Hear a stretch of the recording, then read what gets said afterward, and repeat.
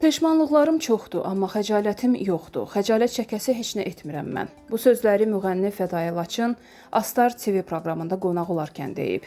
2017-ci ildə başına gələnlərdən və həbs edilməsindən danışan müğənni bütün bunları normal qəbul etdiyini bildirib. Başıma gələn hər bir şeyi normal qəbul edirəm və hər bir bəlada hikmət görmüşəm. Mən başıma gələn hər bir çətinlikdə, ziyanda bir xeyir görmüşəm. Mən o hadisədə başıma bəla gələndə insanları tanıdım. Şad günümdə hamı mənlə olurdu, işığım da yığışırdı. Mənə qaranlığımdan qorxmayan insan lazımdı. Bəlkə daha başqa cür şeylər ola bilərdi. O hadisələrdə mən də ölə bilərdim. Mən hər şeyə səbirlə yanaşıram. Aqressiv deyiləm. Məni özümdən tez çıxarmaq asan deyil. Qadının başına belə hadisə gələndə adətən ona nifrət edilir. Amma mən bu hadisədən sonra sanki daha çox sevildim. Çıxandan sonra da daha çox hörmətli oldum. İndi hara getsəm hörmətlə qarşılanıram. Etməməli idim, etdim. Düşünmədən, istəmədən oldu.